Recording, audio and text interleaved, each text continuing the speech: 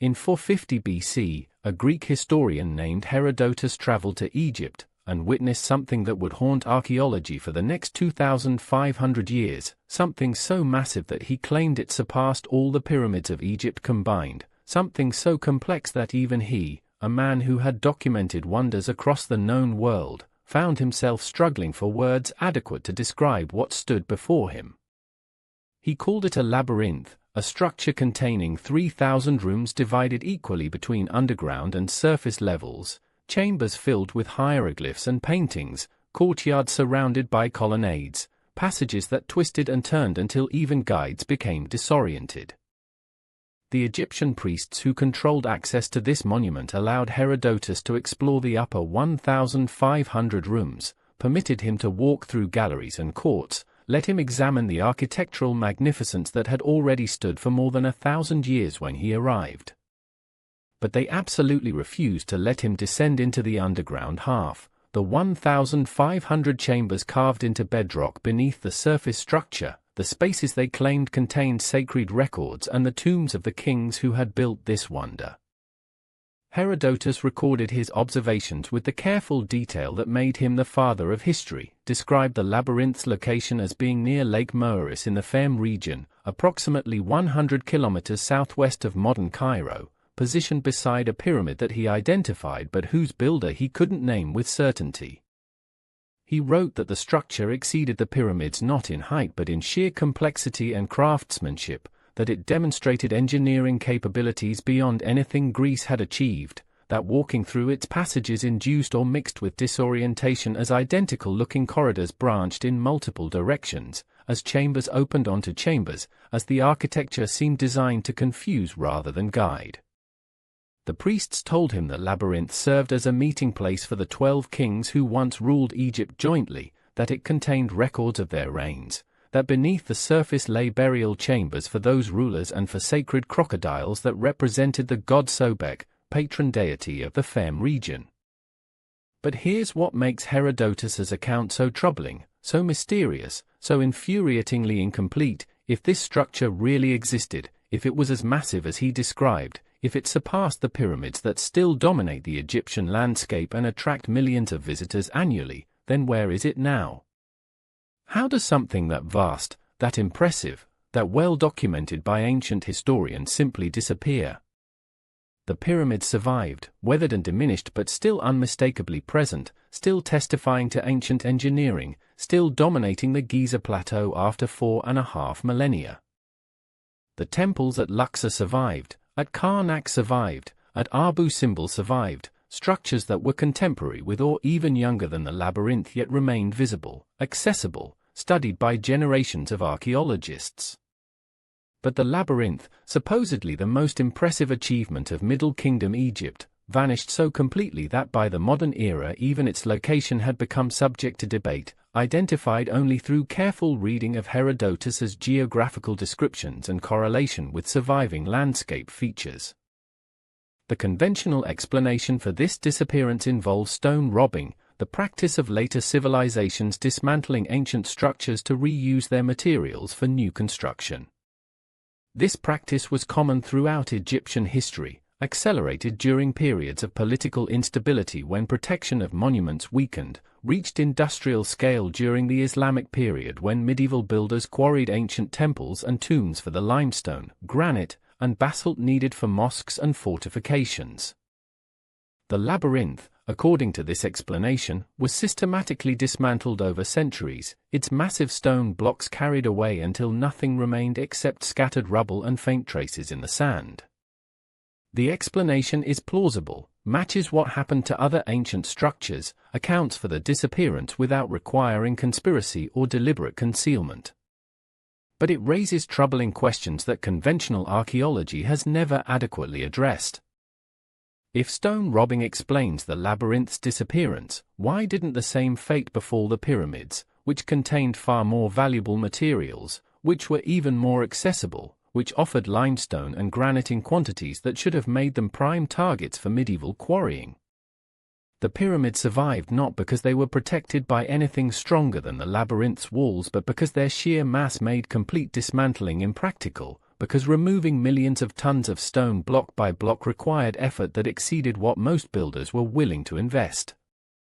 Yet the labyrinth, supposedly containing 3,000 rooms spread across a structure Herodotus claimed was more impressive than the pyramids, was so thoroughly quarried that virtually nothing recognizable remained. The mathematics don't work, the logistics seem implausible, and the explanation feels like intellectual hand-waving designed to avoid confronting more uncomfortable possibilities about what happened to this structure and why its location remained mysterious for so long. More troubling still is the underground component, those 1,500 chambers that Herodotus never saw, that the priests wouldn't let him enter, that supposedly contained the most sacred and important elements of the complex. Stone robbers could dismantle surface structures, could haul away exposed blocks, could systematically reduce visible architecture to rubble over centuries of exploitation. But underground chambers carved into solid bedrock? Those couldn't be dismantled, couldn't be carried away, couldn't disappear simply because later civilizations wanted building materials. The chambers might be filled with sand or debris, might be flooded by rising groundwater, might collapse if supporting structures were removed, but they should still exist, should still be detectable by instruments that can see through stone, should still be accessible to archaeologists willing to excavate through whatever fills them. And this is where the story becomes not just mysterious but actively suspicious, where the gaps in our knowledge start to look less like accidents of history and more like results of systematic suppression, where the absence of answers begins to suggest that some people prefer certain questions not be asked. Because underground chambers have been detected at Hawara, have been confirmed by multiple surveys using different technologies, have been documented by researchers who published their findings then watched helplessly as those findings were dismissed, classified, or simply ignored by authorities who controlled access to the site. The labyrinth isn't missing because it never existed or because stone robbers removed every trace. It's missing because investigation has been systematically prevented, because excavation has been consistently denied, because the underground chambers that Herodotus described and modern instruments have detected remain sealed not by sand but by bureaucratic obstruction and political decision. Herodotus wasn't the only ancient writer to describe the labyrinth, wasn't making up stories to entertain readers, wasn't confused about what he saw. Strabo, the Greek geographer who visited Egypt for centuries after Herodotus, confirmed the labyrinth's existence, described it in his own writings, provided additional details about its construction and purpose. Strabo wrote that the structure contained numerous courts, each surrounded by columns, connected by passages that twisted through the complex in ways that required guides to navigate, created intentionally confusing architecture that seemed designed to disorient visitors.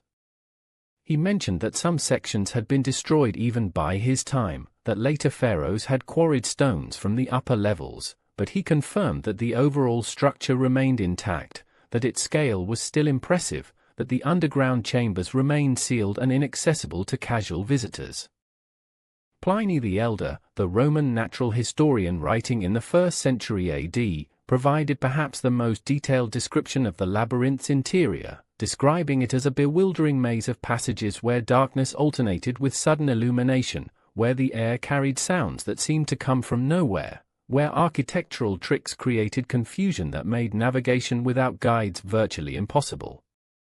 Pliny wrote that the complex served both religious and administrative purposes, that it housed temples for Egypt's gods alongside chambers where government business was conducted, that its design reflected the political structure of the period when 12 kings ruled Egypt jointly and needed a meeting place that represented their shared authority.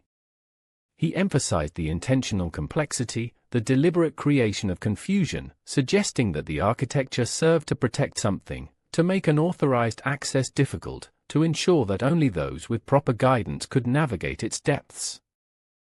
These multiple independent accounts, separated by centuries but consistent in their descriptions, provide strong evidence that the labyrinth was real, was as impressive as reported, was significant enough that visiting foreigners considered it worth documenting in detail.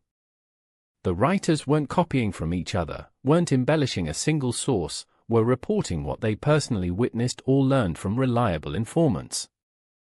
Their descriptions match well enough to confirm they were discussing the same structure while differing in details that reflect different eras, different levels of access, different perspectives on what aspects deserved emphasis. This is exactly the pattern one would expect from accurate historical reporting about a real place rather than propagation of myth or misunderstanding of natural features. Yet modern archaeology struggled for centuries to locate this documented wonder, debated whether Herodotus had been mistaken or misled, questioned whether the structure had ever existed or whether ancient writers had exaggerated some less impressive building into legendary proportions. This skepticism persisted despite the detailed descriptions, despite the multiple confirmations, despite the fact that Herodotus's other observations about Egypt had proven remarkably accurate when checked against archaeological evidence. The resistance to accepting the labyrinth's existence revealed more about modern prejudices than ancient realities, reflected assumptions that ancient civilizations couldn't have achieved what classical sources described, demonstrated unwillingness to trust ancient testimony when that testimony challenged comfortable narratives about technological progression and architectural capabilities. The breakthrough came in 2008, more than 2,400 years after Herodotus walked through the labyrinth's upper galleries, when Belgian and Egyptian researchers conducted ground-penetrating radar surveys at Hawara, the pyramid complex identified through careful analysis of ancient geographical descriptions as the most likely location for the lost structure. What the radar detected vindicated Herodotus, validated the ancient historians, confirmed that they had accurately reported what they witnessed. The instruments revealed a massive rectangular structure buried beneath the sand, measuring approximately 300 meters by 250 meters, showing clear geometric patterns inconsistent with natural geology, displaying organization suggesting deliberate architecture rather than random voids. The structure's position matched Herodotus's description, its scale fit the accounts of multiple ancient sources, its proximity to the pyramid confirmed that this was indeed the lost labyrinth.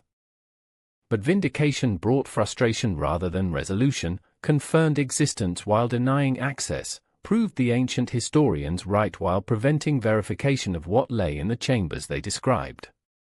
The Egyptian authorities who had permitted the radar survey, who had authorized preliminary investigation, suddenly reversed course when results emerged, denied requests for excavation, refused permission for follow-up studies, classified the findings and imposed restrictions that prevented detailed publication.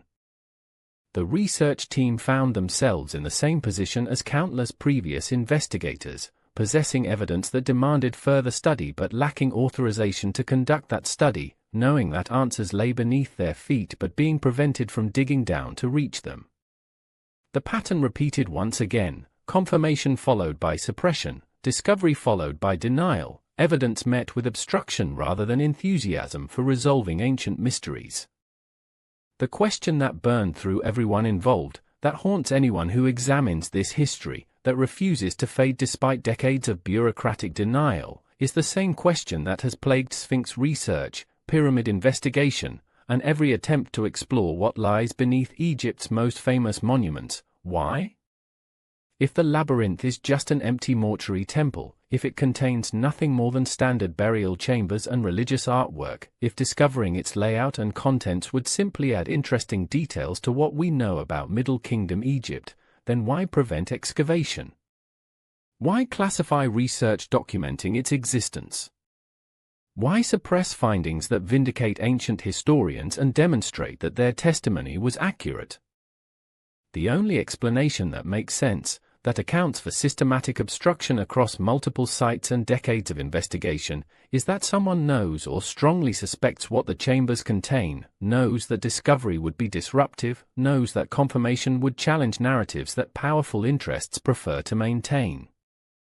And so Herodotus's labyrinth remains where it has been for millennia, buried beneath the sands of Hawara, detected by instruments but unexplored by archaeologists, confirmed to exist but denied to human eyes, accessible only to those long-dead priests who sealed its underground chambers and to whatever secrets those chambers still guard in darkness that modern authorities apparently believe should remain undisturbed, unexcavated, unexplained despite technology capable of revealing their contents. despite historical documentation describing their significance, despite every principle of scientific inquiry demanding that mysteries be investigated rather than protected, that questions be answered rather than suppressed, that knowledge buried beneath stone and sand be recovered rather than deliberately kept hidden by people who apparently fear what that knowledge might reveal about who built Egypt's wonders and when those wonders were truly constructed. The turning point came in 2008, when a collaborative team of Belgian and Egyptian researchers led by the Matterhorn expedition arrived at Hawara with equipment that Herodotus couldn't have imagined, technology capable of seeing through sand and stone without disturbing a single grain. Instruments that could reveal what lay buried beneath the desert surface through pulses of electromagnetic energy rather than destructive excavation. The team had studied the ancient texts, had carefully analyzed Herodotus's geographical descriptions, had identified the Pyramid of Amenemhat III at Hawara as the most likely location for the lost labyrinth based on correlating classical accounts with surviving landscape features. They positioned their ground-penetrating radar equipment systematically across the site, sent waves through the earth that would bounce back differently depending on what they encountered, created images from the returning signals that built a picture of subsurface structures invisible to human eyes. What appeared on their screens vindicated Herodotus with stunning precision, confirmed that the ancient historian had accurately reported what he witnessed, demonstrated that skeptics who dismissed his account as exaggeration or confusion had been wrong. The radar detected a massive rectangular structure buried beneath the sand south of Amenemhat's pyramid, a complex measuring approximately 300 meters by 250 meters, covering an area of roughly 75,000 square meters, showing clear geometric organization inconsistent with natural geology. The structure displayed grid-like patterns suggesting rooms or chambers arranged systematically, showed corridors or passages connecting different sections, revealed architecture on a scale that matched ancient descriptions of a structure containing thousands of rooms, that aligned precisely with the location Herodotus had specified when he wrote about the labyrinth being near the pyramid and the sacred lake. The dimensions alone were staggering, made this buried structure one of the largest ancient buildings ever detected in Egypt, dwarfed most known temples in sheer floor area, confirmed that Herodotus hadn't been exaggerating when he claimed the labyrinth surpassed the pyramids in complexity if not height. But the radar revealed something even more significant, even more revolutionary for understanding ancient Egyptian civilization. The structure extended both above and below ground level, just as the classical sources had described, showed evidence of surface architecture that had been largely destroyed or covered by sand alongside underground components that remained intact, carved into bedrock where stone robbers couldn't reach them, preserved in darkness where millennia couldn't erode them. The underground portion appeared to be massive, extensive, organized according to patterns suggesting deliberate design rather than random excavation, confirmation that the 1,500 chambers Herodotus mentioned but never saw actually existed beneath the sand. The team's excitement was palpable, was shared by everyone who understood the significance of what had been found, radiated through preliminary reports that described the discovery as potentially one of the most important archaeological findings in modern Egyptian history. They had located the lost labyrinth, had confirmed its existence through objective measurement rather than subjective interpretation, had provided evidence that would finally resolve debates about whether ancient historians were reliable sources or prone to embellishment. The structure was real, was massive, was precisely where Herodotus said it would be, and now required only excavation to reveal its secrets, to document its architecture, to determine what those underground chambers contained that priests had considered too sacred to show even to distinguished foreign visitors. But excitement gave way to confusion, then frustration, then anger as the researchers encountered obstacles that had become depressingly familiar to anyone attempting serious investigation of Egypt's underground mysteries. The Egyptian authorities who had initially authorized the radar survey, who had permitted preliminary investigation, suddenly became uncooperative when results emerged, began raising concerns about the site's stability, started questioning whether excavation was advisable given the high water table in the area, suggested that further study might damage whatever remained of the ancient structure. These concerns had some technical validity, acknowledged real challenges that excavation at Hawara would face, reflected legitimate issues about groundwater infiltration and structural preservation. But they also provided convenient justification for preventing investigation, offered plausible-sounding reasons to deny permissions, created barriers that ensured the underground chambers would remain unexplored regardless of what the radar had detected.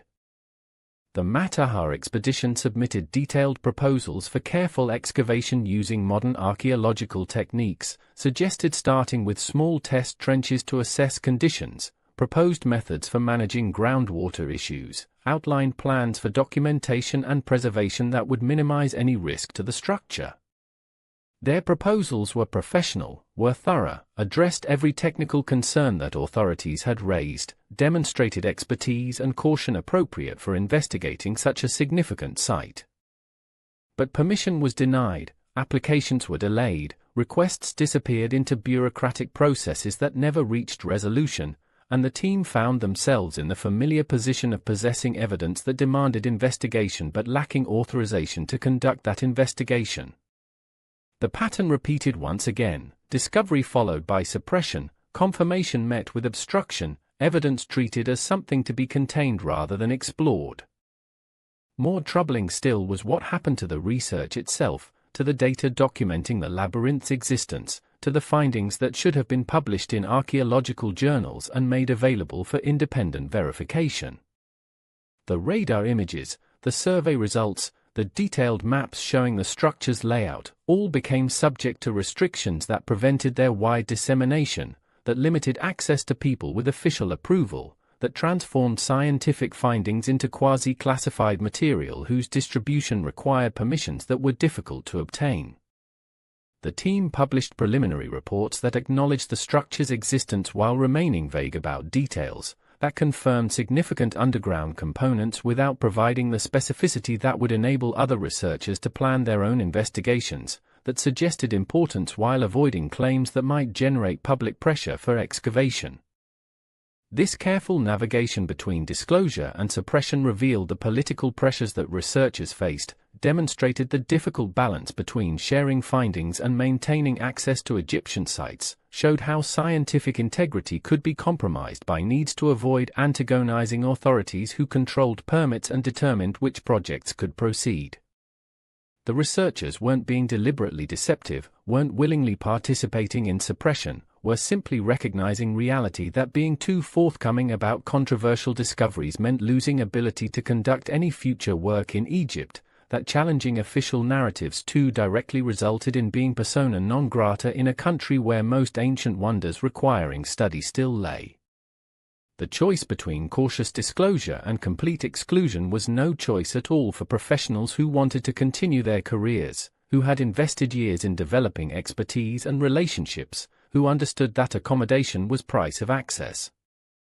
But accommodation had costs beyond personal compromise, had consequences for human knowledge, prevented resolution of mysteries that the evidence suggested could be solved through proper investigation. The labyrinth remained buried, remained unexplored, remained mysterious despite radar confirmation of its existence and location, despite detailed maps showing its layout, despite technology capable of non-invasive documentation that would reveal the structure without touching it. The underground chambers that Herodotus described but never entered, that priests had sealed for reasons they wouldn't explain, that contained whatever the rulers of Middle Kingdom Egypt considered important enough to protect in the most elaborate structure they built, stayed sealed not by ancient barriers but by modern restrictions, protected by bureaucratic obstacles more effective than any stone blocks, guarded by political decisions more impenetrable than any maze of passages. The 2008 discovery should have been a triumph, should have launched major excavation project, should have mobilized international archaeological community to finally explore one of ancient Egypt's most significant structures. Instead, it became another entry in the long catalogue of suppressed findings, another example of evidence dismissed or minimized, another demonstration that certain discoveries weren't welcome regardless of their scientific merit or historical significance. The labyrinth had been found, had been confirmed to exist, had been proven to match ancient descriptions with remarkable accuracy, yet remained as inaccessible as if it had never been located, as mysterious as if the radar had detected nothing, as protected by official denial as if acknowledging its existence threatened something more important than archaeological knowledge or historical understanding. The question that haunted the Matterhorn team, that troubles anyone who examines their experience, that refuses to fade despite official explanations about conservation and technical challenges, is the same question that pervades investigation of Egypt's underground structures: what are they protecting?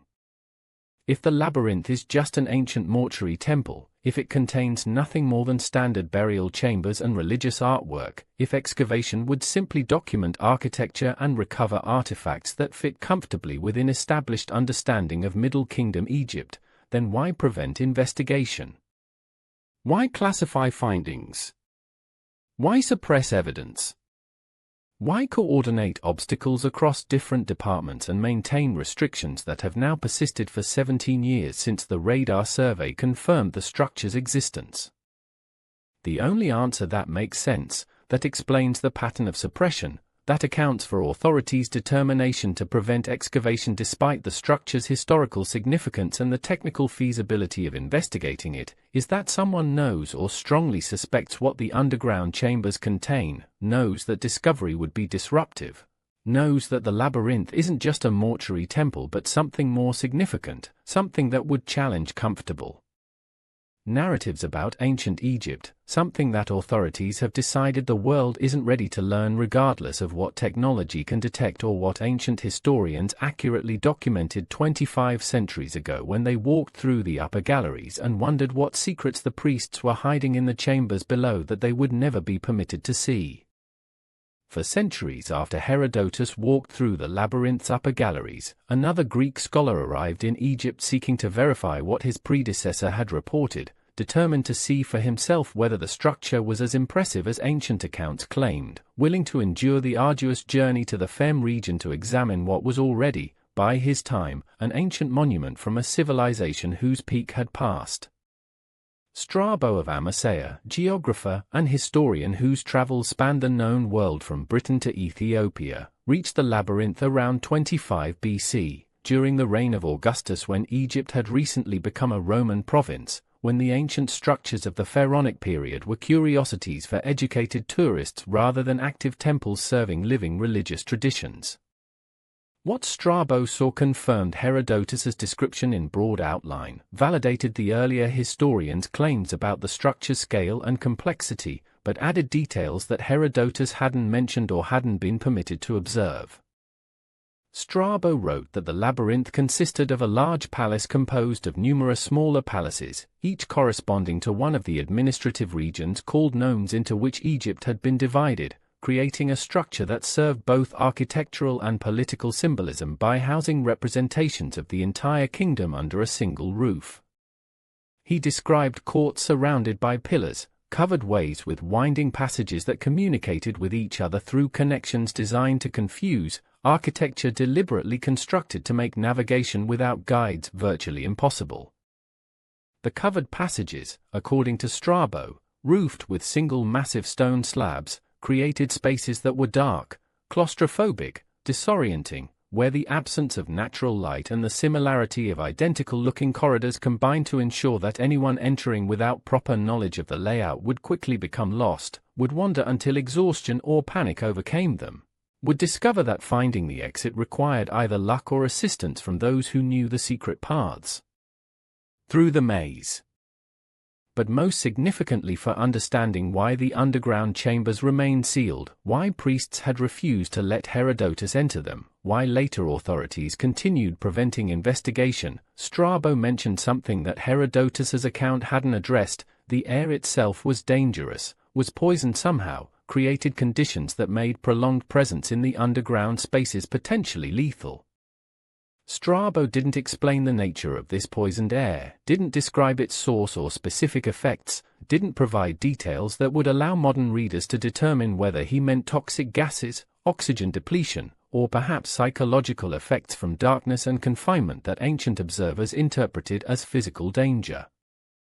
but his warning was clear, was emphatic, suggested that the underground chambers weren't merely sealed for religious or security reasons but represented genuine physical hazards to anyone attempting to explore them.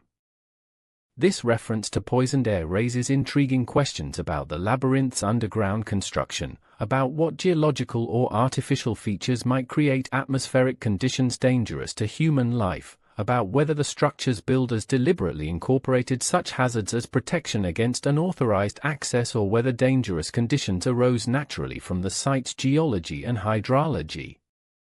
The Fem region sits in a depression below sea level, fed by branches of the Nile that created Lake Moeris, surrounded by limestone bedrock that extends deep beneath the surface. Underground chambers carved into this geology would be susceptible to groundwater infiltration, to accumulation of gases released from organic decay or geological processes, to formation of environments where oxygen levels dropped as biological and chemical reactions consumed available air without adequate ventilation replacing it. Natural limestone caves worldwide are known for their hazardous atmospheres, for accumulations of carbon dioxide that sinks to low-lying areas because it's heavier than air, for pockets of hydrogen sulfide released from decomposing organic material or from reactions between groundwater and mineral deposits. These gases can kill quickly, can overwhelm victims before they realize danger, can create conditions where entering a chamber means losing consciousness within minutes or even seconds. Ancient builders who excavated underground spaces would have encountered such conditions, would have learned through tragic experience that certain areas couldn't be safely accessed without precautions, would have developed techniques for managing these hazards or warnings to prevent people from entering dangerous zones. The poisoned air that Strabo mentioned might preserve memory of such experiences, might reflect knowledge that certain sections of the labyrinth's underground levels contained atmospheres that previous explorers had found lethal. But the poisoned air might also be deliberate, might represent engineered protection rather than natural hazard, might reflect sophisticated understanding of chemistry and atmospheric conditions that allowed ancient builders to create environments hostile to unauthorized intrusion. If the underground chambers contain materials or knowledge considered too valuable or too dangerous for unrestricted access, if the builders wanted to ensure that only properly trained and equipped personnel could reach certain areas, then creating or maintaining dangerous atmospheric conditions would serve as effective barrier, would prevent casual exploration, would ensure that accessing the chambers required not just finding them but also possessing knowledge of how to survive there. Environments. This interpretation transforms the poisoned air from geological inconvenience to deliberate security measure, from natural hazard to artificial protection system. Strabo's description emphasized the intentional confusion built into the labyrinth's design, the deliberate architecture of disorientation that made navigation without guides essentially impossible. He wrote that the covered ways twisted and turned, that passages reversed direction unexpectedly, that the structure's layout created perpetual uncertainty about location and direction, that visual similarity between different sections meant that memory and landmark recognition couldn't compensate for absence of guides. This wasn't accidental complexity resulting from organic growth over time, wasn't random accumulation of additions and modifications that happened to create confusing layout. This was engineered maze, was deliberate construction of architectural confusion, was systematic design meant to protect whatever the structure contained by making unauthorized access functionally impossible even if physical barriers could be breached. The combination of architectural confusion and atmospheric danger created formidable protection for the underground chambers, ensured that reaching them required both knowledge of correct pathways and ability to survive hazardous conditions, created multilayer security that physical barriers alone couldn't provide. An intruder who somehow managed to enter the underground levels would face darkness, would encounter passages that looked identical, would quickly become disoriented as the maze's architecture defeated attempts to maintain directional awareness. If they persisted, if they managed to navigate despite the confusion, they would then encounter the poisoned air, would find themselves in environments where continued presence meant unconsciousness and death unless they possessed equipment or techniques for breathing safely. The system was elegant, was sophisticated, was far more effective than simple walls and locked doors because it exploited human vulnerabilities, because it created conditions where failure resulted not from breaking through barriers but from entering spaces that appeared accessible but were actually deadly. The sophistication of this protection system, the combination of architectural and environmental hazards working together, suggests that whoever designed the labyrinth possessed deep understanding of how to secure important locations, how to deter unauthorized access through multiple independent mechanisms, how to create facilities that could protect their contents across centuries or millennia of potential threats. This level of security thinking, this systematic approach to protection through layered defenses, seems remarkably advanced for a civilization supposedly working with limited technology and simple tools, seems more consistent with careful engineering by people who had studied security problems and developed comprehensive solutions than with improvised efforts to protect burial chambers or religious artifacts. Pliny the Elder, writing in the 1st century AD, added details that further emphasized the labyrinth's intimidating character, its deliberate creation of confusion and fear in those who entered. Pliny described the structure as having innumerable paths, bewildering mazes of passages, ramps that led to unexpected destinations, stairs that reversed direction, rooms that opened onto corridors that led back to where exploration had started. He mentioned fearful noise of thunder that echoed through the chambers, sounds whose source wasn't visible, acoustic effects that added psychological pressure to the physical challenge of navigation. He wrote that much of the structure had to be traversed in complete darkness, that openings admitting light were rare and positioned deliberately to create dramatic contrasts, that moving from illuminated to dark sections repeatedly heightened disorientation and emotional stress. These descriptions paint a picture of structure design not just to confuse but to intimidate, not just to protect but to discourage, not just to restrict access but to create experience so unpleasant that few would persist in attempting to penetrate its depths. The combination of darkness, confusing layout, mysterious sounds, and knowledge that dangerous atmospheric conditions waited in the deepest levels would deter all but the most determined explorers, would make the underground chambers psychologically inaccessible even if they were physically reachable, would ensure that whatever they contained remained secure because most people would simply refuse to subject themselves to the ordeal required to reach them. This level of psychological sophistication in the labyrinth's design, this understanding of how environment affects human behavior and decision-making, suggests architects who thought deeply about protection, who recognized that physical barriers alone couldn't provide lasting security, who created systems that exploited human psychology as effectively as they exploited architectural complexity. Modern security systems employ similar principles, use intimidation and discomfort alongside physical obstacles, create environments that deter intrusion through psychological pressure rather than merely physical barriers. Finding such sophisticated approach to security in a structure built more than 3,800 years ago challenges assumptions about ancient civilizations' limited capabilities, suggests that Middle Kingdom Egypt possessed knowledge that later periods lost, that the builders understood principles that wouldn't be formally articulated until modern security engineering developed.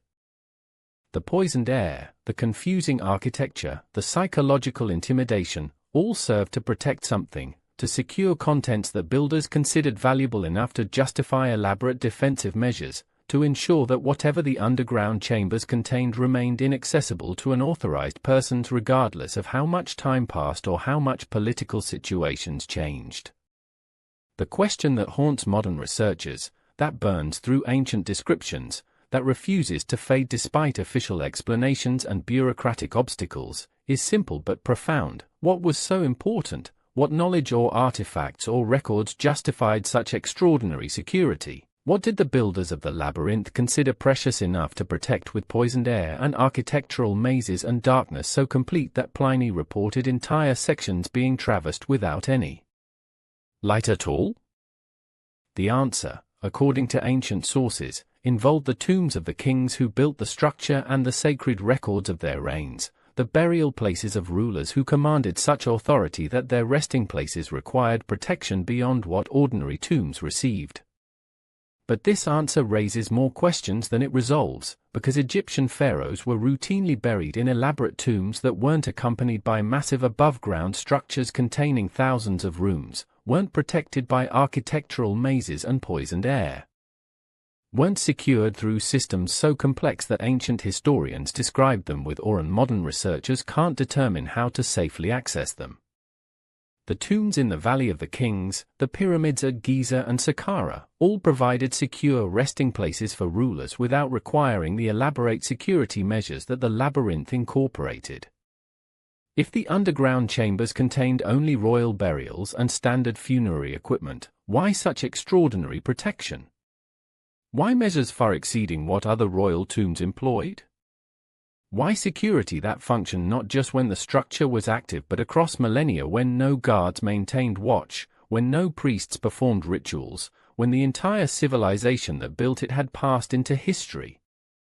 The only explanation that makes sense, that accounts for the evidence while avoiding circular reasoning, is that the underground chambers contained something more than ordinary royal burials, something that required permanent protection independent of changing political situations, something whose value or danger transcended the reigns of individual kings or the survival of specific dynasties. Perhaps they contained records, perhaps they housed artifacts demonstrating capabilities that later generations lost. Perhaps they preserved knowledge from even earlier periods that Middle Kingdom Egypt inherited but didn't fully understand, knowledge they recognized as important even if they couldn't entirely explain why. The poisoned air and the maze protected these contents, ensured they would remain secure, guaranteed that whatever the builders placed in those chambers would stay hidden until circumstances arose allowing proper recovery, until people emerged who possessed both capability to reach them and wisdom to handle properly what would be found in darkness beneath the desert, in chambers that have waited nearly 4,000 years for doors to open, for air to clear, for light to finally penetrate. Spaces that ancient architects deliberately designed to defeat time itself. The pyramids standing beside the ruins where the labyrinth once stood, the structure that Herodotus noticed and Strabo explicitly identified as the tomb of the king who built the complex, presents mysteries that conventional archaeology has never adequately explained, architectural puzzles that suggest the pyramid and labyrinth were more intimately connected than simple proximity would indicate.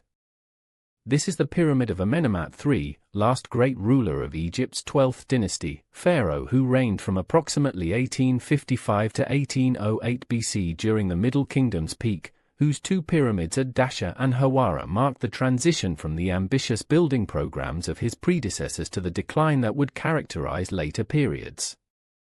But the Hawara pyramid wasn't typical, wasn't built according to standard Old Kingdom designs, incorporated unusual features that archaeologists noticed but struggled to interpret, that made sense only if the pyramid served purposes beyond simple burial, if it connected to the labyrinth in ways that surface examination couldn't reveal. The pyramid's construction used mud brick rather than stone for its core, created structure that weathered rapidly once its limestone casing was removed by stone robbers, left today only an eroded mound that tourists often pass without recognizing it as a pyramid at all.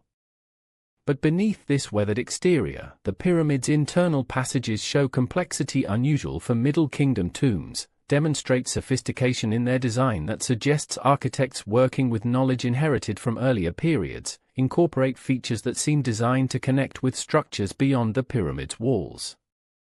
The descending passages, the chambers with their massive granite plugs, the multiple levels that create vertical organization unlike standard pyramid interiors, all hint at purposes more complex than simple protection of a royal burial, suggest integration with larger architectural systems, imply connections to the underground structures that ancient historians described but couldn't fully access.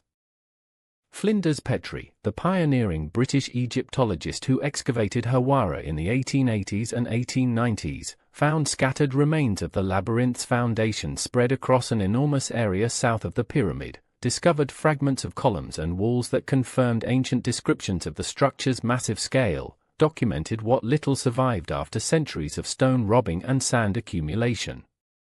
But Petrie never found the entrance to the underground chambers, never located passages that should have connected the pyramid to the labyrinth's subterranean levels, never discovered how ancient priests accessed the 1,500 rooms that Herodotus claimed existed beneath the surface structure.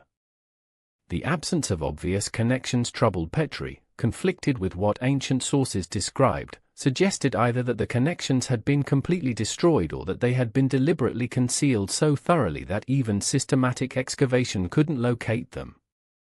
The architectural analysis of the pyramid's internal passages revealed anomalies that suggested missing elements, showed features that appeared to lead toward connections that weren't there, indicated that original design included components that later modifications removed or concealed. The descending passage from the pyramid's entrance on the north face wound through the structure following route that seemed unnecessarily complex, incorporated turns and level changes that made little sense if the only purpose was reaching burial chamber, created path that resembled less a direct route to a tomb and more a controlled access system designed to manage entry to larger complex. The passage passed near walls that showed signs of having been filled, encountered spaces that seemed too large for structural necessity, approached areas where modern surveys detected voids that official archaeology dismissed as construction gaps or weathering damage. But most significantly, the passage system showed evidence of modification, of original pathways that had been blocked, of routes that once continued but were deliberately closed, of architectural features that made sense only if they once connected to spaces no longer accessible.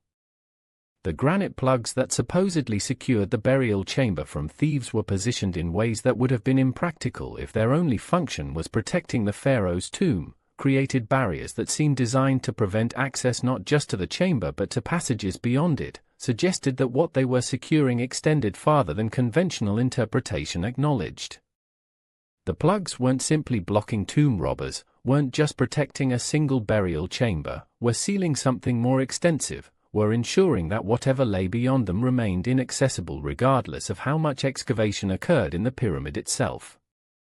The 2008 radar survey that detected the labyrinth's underground structure also examined the pyramid, scanned beneath its base looking for connections to the chambers Herodotus described, searched for passages that would explain how priests accessed underground levels that ancient sources insisted existed.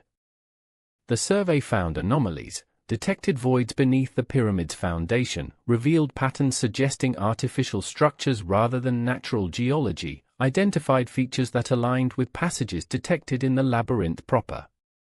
But the anomalies were incomplete, showed interruptions suggesting that original connections had been filled or collapsed, indicated that accessing the underground chambers from the pyramid would require excavating through material deliberately placed to block entry, removing barriers that weren't just accidental but intentional, clearing obstacles that someone had gone to considerable effort to create.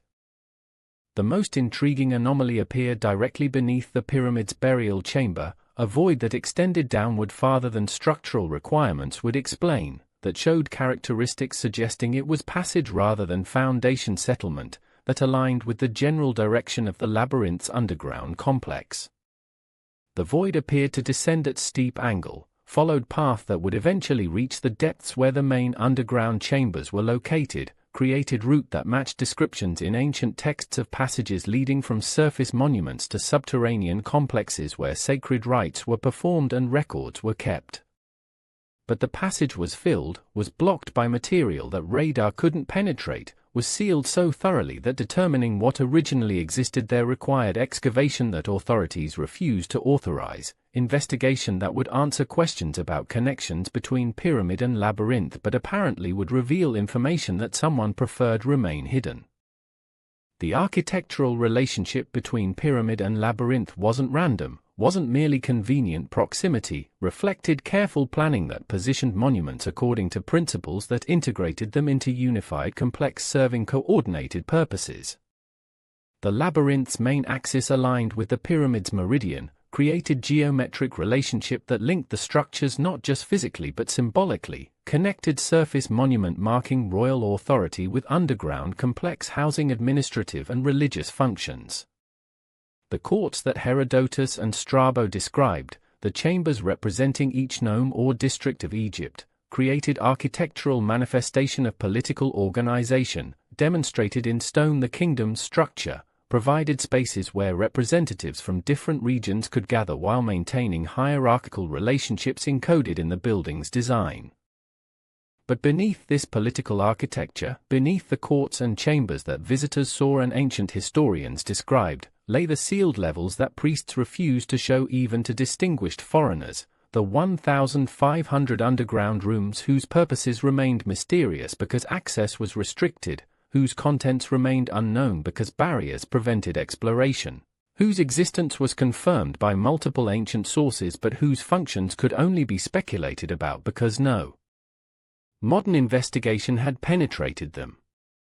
These chambers weren't simply burial vaults, weren't merely storage for temple equipment, weren't standard features of Egyptian religious architecture because no other site showed similar underground complexes on this scale, with this level of security, protected by this combination of physical barriers and dangerous atmospheric conditions.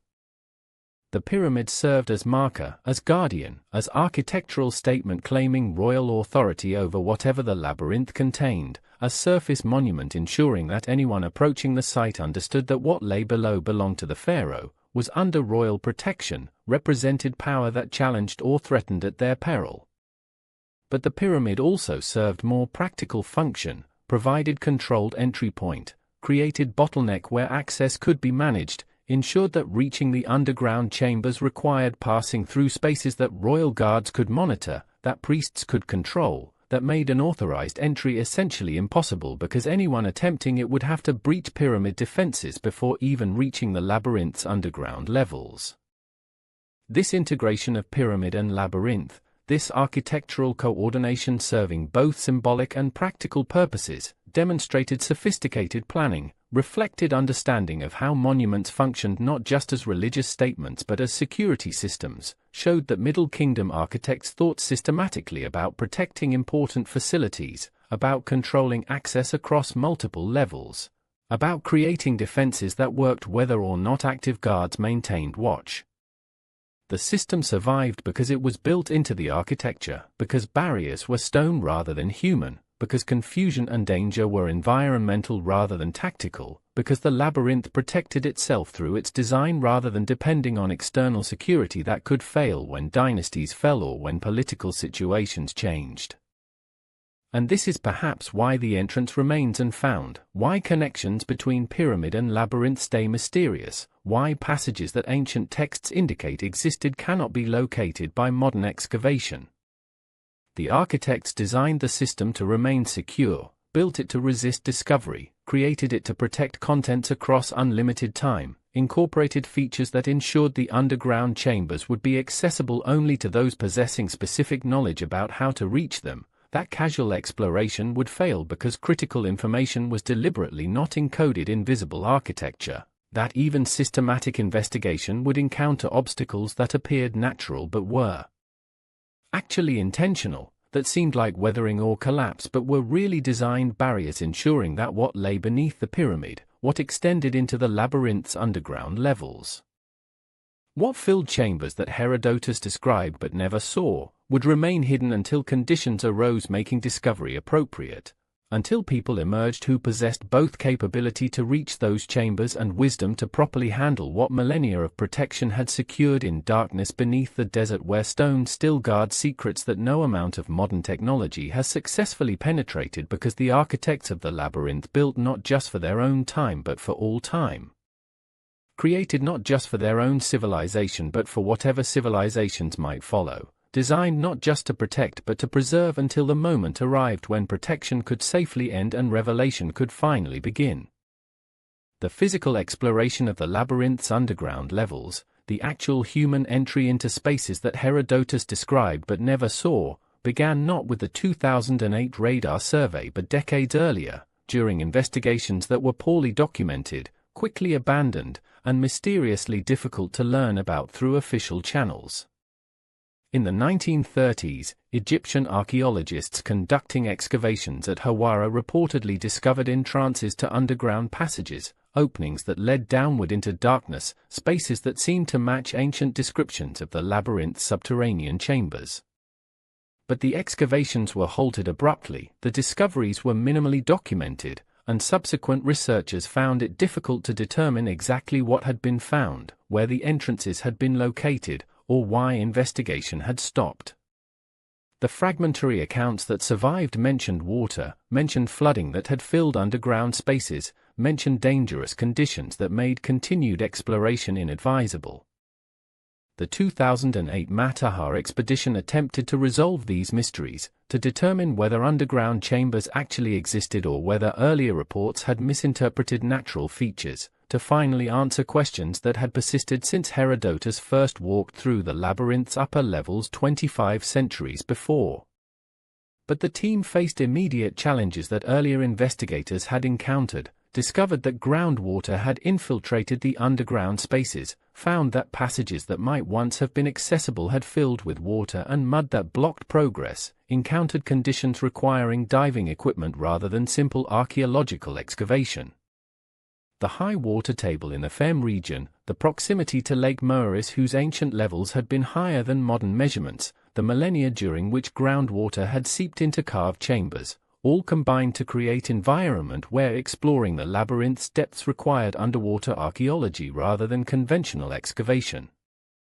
The team brought divers, brought equipment for underwater exploration, brought lights and cameras that could function in flooded tunnels, prepared to document whatever the underground chambers contained despite the challenging conditions. The divers descended into shafts that led downward from areas near the pyramid's southern edge, followed passages carved into bedrock, navigated through spaces where visibility was minimal and disorientation was constant threat. They reported finding worked stone, finding walls that showed tool marks indicating human construction, finding passages that branched in multiple directions creating network rather than simple corridor.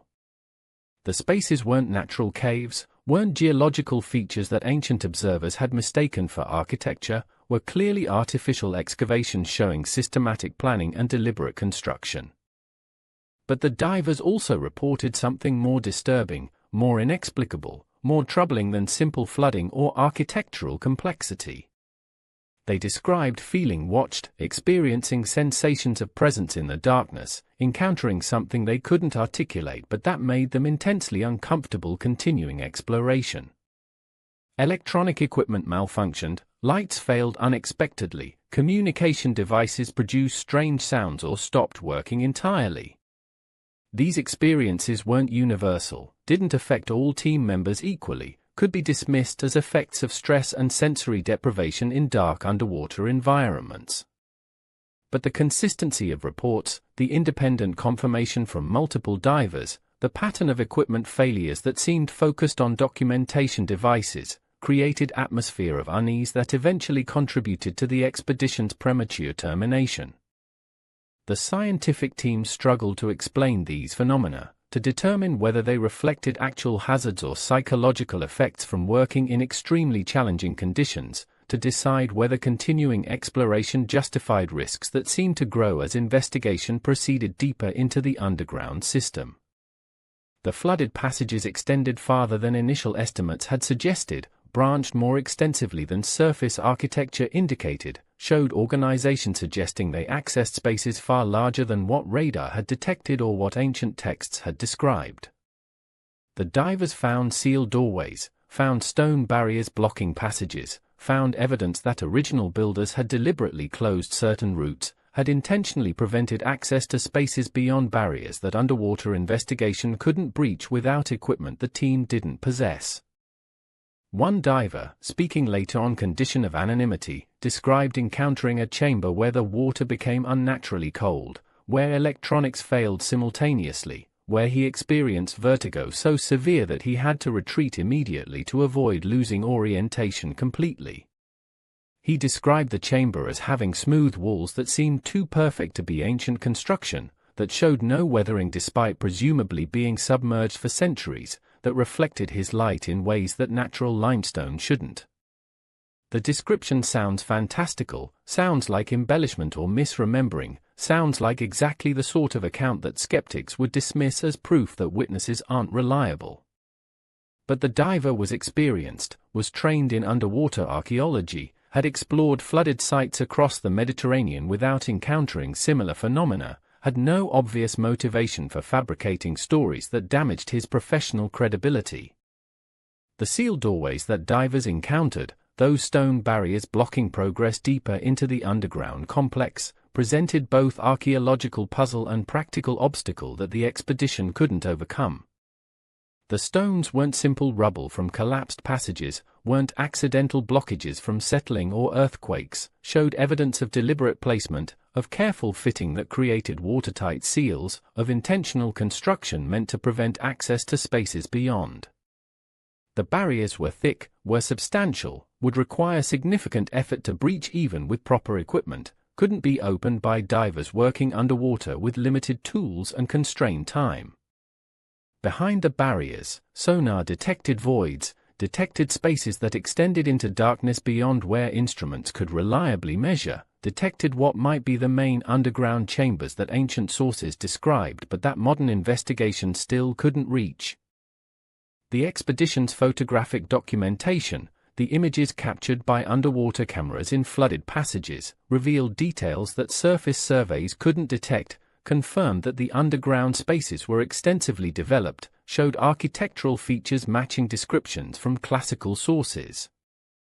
The photographs documented passages with square cross-sections showing tool marks from excavation, documented walls where hieroglyphs had been carved but were now worn by water and time until symbols were barely visible, documented intersections where passages met at right angles creating grid patterns suggesting systematic planning.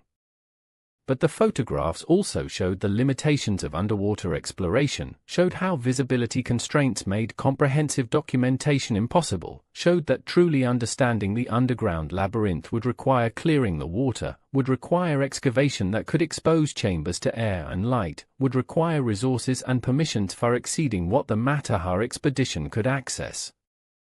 The team's preliminary reports generated excitement, confirmed that substantial underground structures existed, validated ancient descriptions while acknowledging that many questions remained unanswered.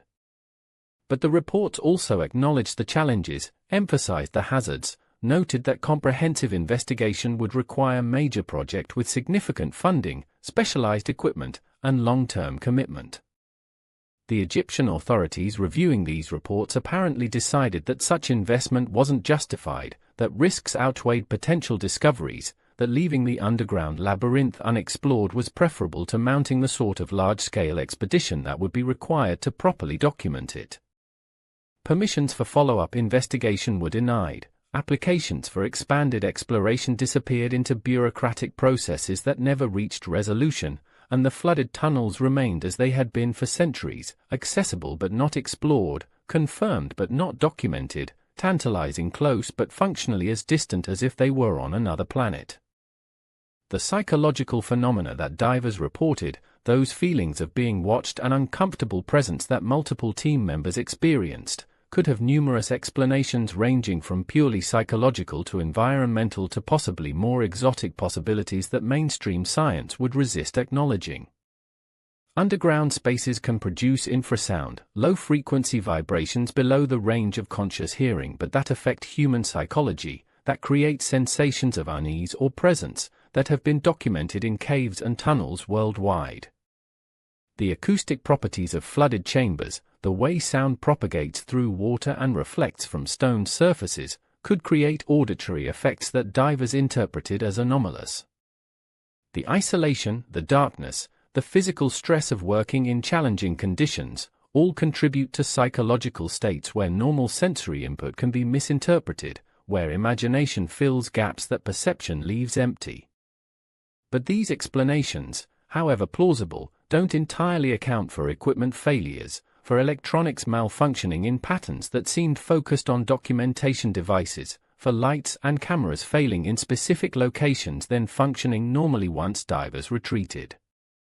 Equipment failure underwater isn't unusual. Pressure and moisture create harsh environments for electronics. Malfunctions are common enough that experienced dive teams carry backups and expect problems. But the pattern of failures, the concentration in specific chambers, the consistent reports from multiple dives, suggested something beyond normal equipment vulnerability, implied environmental factors that weren't simply water and pressure, hinted at conditions the team couldn't fully explain, but that made continuing exploration seem increasingly unwise as patterns became apparent. And perhaps that's exactly what the underground labyrinth's builders intended. Perhaps the poisoned air that Strabo mentioned had modern equivalent in these mysterious effects. Perhaps the protection wasn't just physical barriers and confusing architecture, but also environmental conditions that deterred exploration, that made anyone attempting to penetrate the depths increasingly uncomfortable, increasingly convinced that continuing wasn't worth the risks, increasingly willing to retreat and leave the chambers sealed. If the builders understood human psychology, if they recognized that effective security required multiple layers working together, if they designed the labyrinth to protect itself not just against their contemporaries but against future generations who might possess technologies the builders couldn't predict, then creating environment that made explorers want to leave, that generated unease sufficient to overcome curiosity, that ensured most attempts at penetration would be abandoned before reaching the deepest levels, would be elegant solution requiring no active defenses, no guards, no mechanisms that might fail over millennia, but instead relying on human psychology's reliable responses to darkness, isolation, confusion, and presence of the unknown. The flooded tunnels remain unexplored beyond the preliminary investigation that the Matterhorn expedition conducted, remain mysterious despite confirming that they exist and that they match ancient descriptions, remain sealed not just by water and stone but by official decisions denying permissions for the sort of comprehensive exploration that modern technology could conduct if authorities would authorize it. The chambers wait in darkness, wait underwater, wait behind sealed doorways that divers couldn't breach, wait for circumstances that might never arise, for political decisions that might never be made, for moment when investigation is finally permitted and the depths beneath Hawara yield secrets they have guarded since priests of the 12th dynasty sealed passages and walked away, leaving stone and water and perhaps something more to ensure that what the labyrinth contained would remain hidden. Until the proper time arrived for revelation. Until people worthy of the knowledge appeared, until the cycle completed and humanity proved ready to receive what the builders of the labyrinth had preserved through architecture, through barriers, through environmental effects both natural and perhaps deliberately engineered, through time itself which had been unable to destroy what stone beneath the desert still protected in flooded darkness where no modern investigation has successfully penetrated. Where ancient secrets wait as patiently as they have waited for nearly 4,000 years, as patiently as they might wait for 4,000 more if exploration remains forbidden, if authorities continue denying the permissions that would allow resolution of mysteries that technology can detect but bureaucracy prevents from being definitively solved. Lake Moeris dominated the Femme region when the labyrinth was built, a massive body of water fed by branches of the Nile, carefully managed through engineering works that regulated its levels, that controlled flooding and drainage, that transformed the depression into fertile agricultural land supporting dense populations. Amenemhat III devoted enormous resources to developing this hydraulic infrastructure, created systems whose sophistication modern engineers admire, whose scale suggests capabilities far exceeding what simple tools should have enabled. The lake's ancient shoreline, reconstructed from geological evidence and ancient accounts, extended much closer to Hawara than today's remnant, brought water within meters of the labyrinth's foundations, created conditions where groundwater would inevitably infiltrate underground chambers. But perhaps this wasn't accident, wasn't unfortunate consequence of poor site selection, was instead deliberate choice reflecting purposes that required water, that needed hydraulic pressure, that utilized flooding as feature rather than bug. Ancient texts describe the labyrinth as center for managing Egypt's water systems, as place where administrators coordinated irrigation projects, where engineers designed flood control works, where knowledge about hydraulics was preserved and transmitted. The structure's position relative to the lake, its orientation toward water sources, its incorporation of passages that connected to underground aquifers, all suggest integration with larger hydraulic networks, suggest that the labyrinth functioned as control center for regional water management.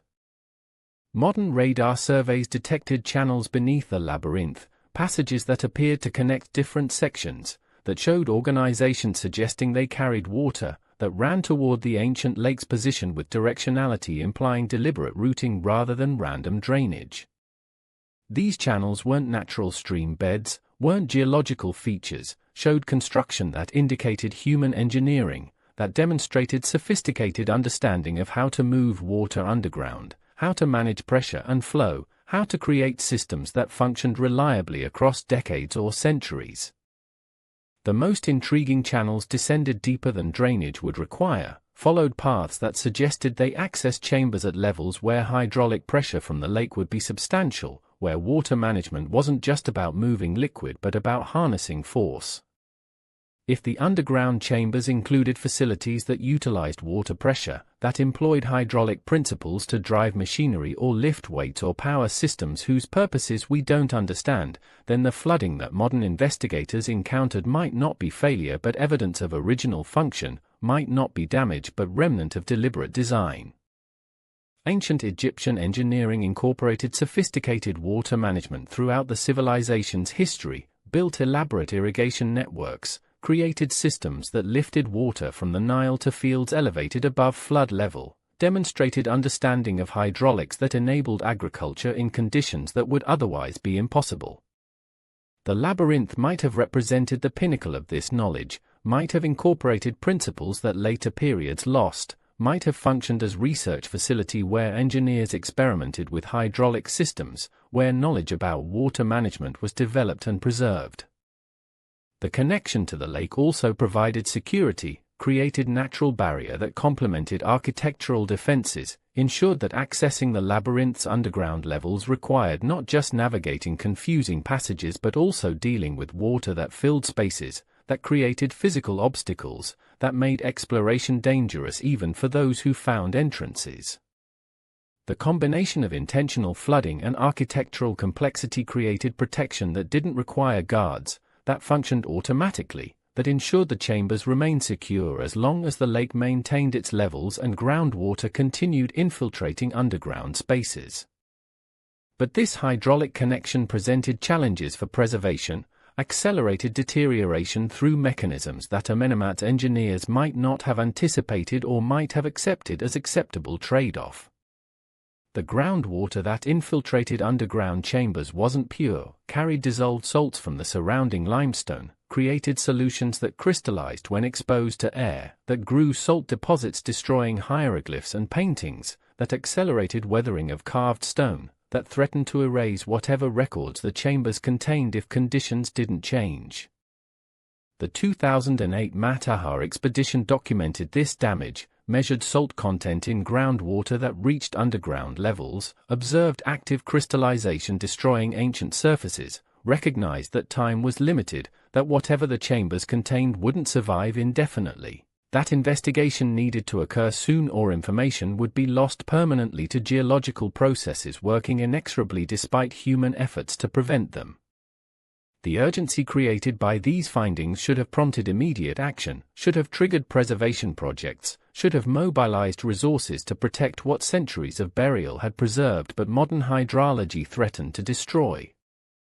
Instead, the urgency prompted suppression, prompted classification of findings, prompted denials that significant preservation issues existed, prompted bureaucratic obstacles that ensured no immediate action would occur, that no resources would be mobilized, that deterioration would continue while officials debated whether intervention was justified, whether excavation was advisable, whether the labyrinth's contents were important enough to warrant the expense and effort required to save them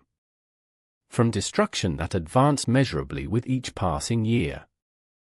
The irony was bitter, was frustrating, revealed priorities that placed political considerations above preservation, that valued controlling narratives more than protecting knowledge, that apparently preferred losing ancient information to salt crystallization rather than risking discoveries that might challenge comfortable assumptions about Egyptian history, about technological capabilities, about what the builders of the Middle Kingdom understood and what they preserved in the labyrinth that Amenemhat III constructed beside the lake. He had enlarged and improved and connected to systems that still, 4,000 years later, brought water to the chambers where secrets dissolved slowly into brine that nobody was permitted to pump away despite technology capable of clearing the spaces. Despite knowledge that delay meant loss, despite urgency that every geologist examining the site recognized but that apparently carried no weight against whatever considerations motivated officials to maintain policies ensuring that the labyrinth remained flooded, remained inaccessible, remained protected not by ancient design but by modern decision, secured not by architectural ingenuity but by bureaucratic determination, that some truths were better lost than learned, that some knowledge was better destroyed than recovered, that some chambers were better allowed to crumble than cleared for investigation that might reveal what lay beneath the water, beneath the salt, beneath the accumulated weight of centuries, and suppression and deliberate neglect that guaranteed ancient information would vanish before permission finally arrived, allowing anyone to save it from destruction that could have been prevented if anyone with authority had considered preservation more important than the secrets that apparently justified letting Lake Moeris's groundwater accomplish what time alone had failed to achieve. The parallels between the labyrinth at Hawara and the Hall of Records beneath the Sphinx are too numerous, too specific, too consistent to dismiss as coincidence. Both were described in ancient texts as containing sacred knowledge. Both were detected by modern radar showing substantial underground structures. Both featured chambers deliberately sealed and protected. Both face identical bureaucratic obstacles preventing excavation. Edgar Cayce, the sleeping prophet whose predictions about the Sphinx chambers proved remarkably accurate, also mentioned the labyrinth in his readings. He described it not as separate structure but as part of larger system. He claimed that knowledge was deliberately distributed across multiple locations. If one repository was destroyed, others would survive. This redundancy ensured preservation regardless of what catastrophes might occur. The strategy makes sense from perspective of people anticipating disaster, people who understood that civilizations fall, that knowledge can be lost, that single points of failure guarantee ultimate failure. Modern information systems employ similar principles. Critical data is backed up across multiple sites. Geographic distribution protects against regional disasters. No single failure can destroy everything if proper redundancy exists. The ancient Egyptians, or whoever built these structures, apparently understood these principles millennia before modern engineers formally articulated them. They created distributed network of repositories. Each location preserved similar information. Each site had independent security measures. The Hall of Records under the Sphinx served one function. The labyrinth served another. Together they formed system more resilient than either alone could be. The architectural similarities support this interpretation beyond speculation. Both complexes incorporated underground chambers at significant depths. Both used confusing layouts to deter unauthorized access. Both employed environmental hazards, poisoned air at the labyrinth, similar conditions possibly beneath the Sphinx. Both were positioned near major monuments that served as markers, as guardians, as architectural statements of importance. The timing of their construction adds another layer of connection requiring explanation. The Sphinx, based on geological evidence, predates Egyptian dynastic civilization by thousands of years. The labyrinth was built during Middle Kingdom, around 1800 BC. The temporal gap is enormous by conventional chronology. Yet both structures served similar purposes, both housed similar contents, both employed similar protective measures. This suggests either that Middle Kingdom builders possessed knowledge inherited from far earlier period, that they were working from blueprints or traditions stretching back to when the Sphinx was carved, that they deliberately recreated earlier facility to serve continuing need for distributed knowledge preservation. Or it suggests both structures belong to same civilization, that conventional dating is wrong, that the labyrinth is far older than orthodox archaeology admits. The suppression patterns strengthen the connection more than any architectural similarity could. Both sites were detected by radar that authorities couldn't prevent. Both discoveries generated excitement followed by immediate obstruction. Both faced classification of findings, denial of excavation permits, bureaucratic barriers that persisted across decades. The coordination of suppression across different sites, different time periods, different research teams, suggests policy rather than coincidence. Someone doesn't want either structure excavated, doesn't want their contents documented, doesn't want whatever knowledge they contain becoming public. The reasons might differ for each site. Political considerations, religious sensitivities, academic protection of orthodox narratives.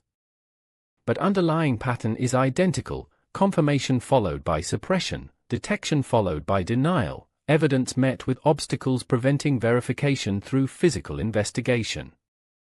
The distributed repository theory also explains why ancient texts emphasized both locations without clearly stating relationship between them. The pyramid texts mention both the labyrinth and underground chambers near the Sphinx. They describe both as containing records, as housing knowledge from first time.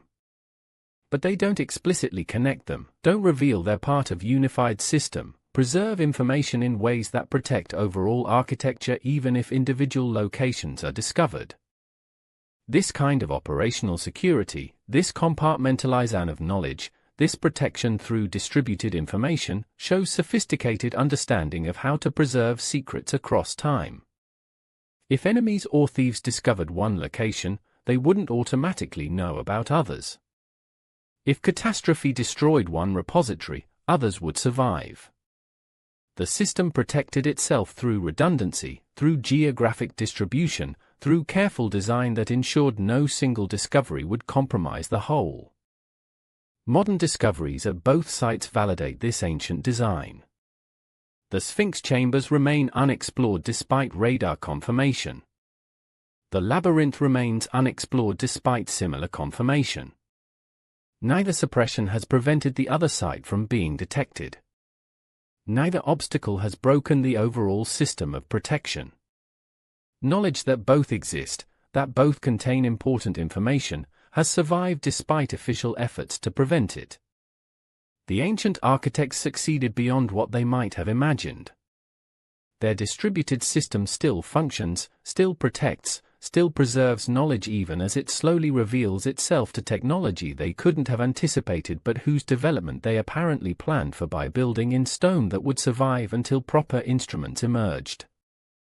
The question that haunts researchers examining both sites is what knowledge justified such elaborate protection, what information required distributed preservation, what truth demanded redundancy ensuring it would survive regardless of what befell any single location. Standard explanations about royal burial or religious texts don't fit the evidence, don't account for the scale, don't justify the security measures. Something more significant, more valuable, more dangerous, must be involved. Perhaps both sites preserve records of pre-Egyptian civilization, documentation of capabilities that later periods lost, evidence that advanced culture existed before recorded history.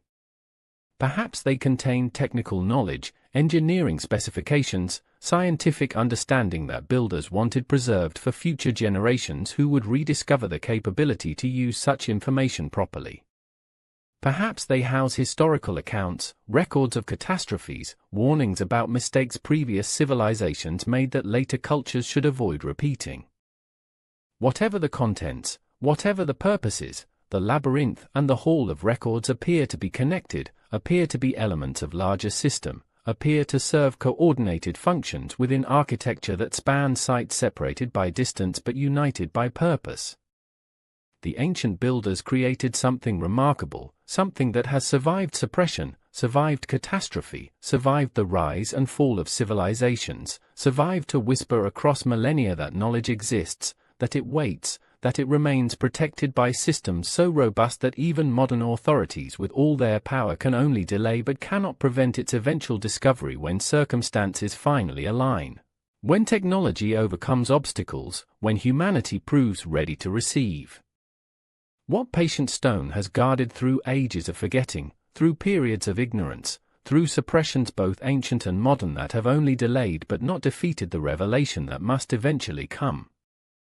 The Ptolemaic dynasty ruled Egypt from 305 to 30 BC, Greek pharaohs descended from Ptolemy I, one of Alexander the Great's generals who claimed Egypt after Alexander's death. These foreign rulers faced constant legitimacy challenges, needed to connect themselves to ancient Egyptian traditions, required validation from religious institutions that maintained cultural continuity even as political power shifted to foreign hands. The Ptolemies invested enormous resources in Egyptian temples, funded construction projects, supported priesthoods, portrayed themselves as proper pharaohs despite their Greek origins. They learned hieroglyphs, participated in traditional ceremonies, adopted Egyptian religious customs while maintaining Greek culture in Alexandria and other Greek-dominated cities. This cultural balancing act required careful management of Egyptian symbols, traditions, monuments. But the Ptolemaic period also saw deliberate destruction of certain ancient sites, mysterious disappearance of structures that had survived for millennia, strange gaps in archaeological records suggesting systematic removal of specific monuments. The labyrinth at Hawara suffered during this period, experienced damage far exceeding what natural weathering would cause, so its surface structures dismantled to an extent that later observers couldn't determine their original form. The conventional explanation blames stone robbing, credits medieval builders with quarrying the labyrinth for materials, assumes the structure was simply too valuable a source of ready-cut stone to leave intact. But this explanation doesn't account for selectivity of destruction, doesn't explain why the labyrinth disappeared almost completely while nearby pyramids survived, doesn't address evidence that chambers were deliberately filled rather than simply abandoned to weathering. The Ptolemies had access to the labyrinth, controlled the site, possessed authority to enter chambers that priests had protected for millennia. If they explored underground levels, if they discovered what those chambers contained, if they found evidence contradicting narratives about Egyptian history that their legitimacy depended on maintaining, then they had strong motivation to seal those discoveries, to prevent anyone else from accessing information that might undermine their rule. Egyptian texts from Ptolemaic period show unusual concern with establishing chronology, with defending specific dates for monuments, with insisting that Egyptian civilization had developed indigenously without external influences.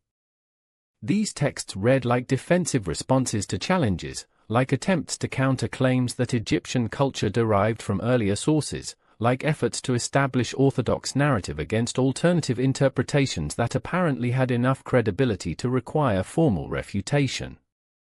If the labyrinth contained records contradicting official chronology, if its chambers housed evidence of pre-Egyptian civilizations, if artifacts demonstrated capabilities that later periods lost, then Ptolemaic authorities discovering such material would face difficult choice. Acknowledge discoveries and risk undermining legitimacy that depended on connecting to authentic Egyptian tradition, or suppress findings and ensure that destabilizing information remained hidden. The evidence suggests they chose suppression, that they deliberately filled passages leading to underground chambers, that they dismantled surface structures to obscure the labyrinth's original form, that they destroyed or removed markers that would allow future generations to locate buried sections. This wasn't casual stone robbing, wasn't random destruction, was systematic obliteration suggesting organized effort to hide specific structure. Supporting this interpretation are accounts from medieval Arab historians who described sealed chambers at Hawara, mentioned doors that had been blocked with fitted stones, referenced Egyptian traditions about forbidden knowledge hidden beneath ancient monuments. These accounts preserve memory of deliberate sealing, maintain that closure wasn't natural but intentional, suggest that later periods inherited restrictions rather than creating them. The Ptolemaic authorities might have been motivated by fear rather than political calculation, might have discovered something in labyrinth chambers that genuinely frightened them, that convinced them burial was necessary for safety rather than merely convenient for maintaining power. Ancient texts mention dangers associated with disturbing certain tombs, warn about curses affecting those who violate sacred spaces, describe catastrophes following an authorized opening of sealed chambers. Modern readers dismiss these warnings as superstition, as psychological intimidation designed to protect tombs from robbers, as cultural beliefs without physical basis. But if Ptolemaic explorers encountered actual hazards in labyrinth depths, if they experienced phenomena they couldn't explain, if they witnessed effects that convinced them the chambers should remain sealed, then their decision to fill passages and destroy surface access might reflect genuine concern rather than merely political expediency. The timing of Labyrinth's disappearance coincides with period when Ptolemaic power was consolidating, when Greek authorities were establishing control over Egyptian religious institutions, when cultural policies were being formulated that would govern Egypt for next 3 centuries.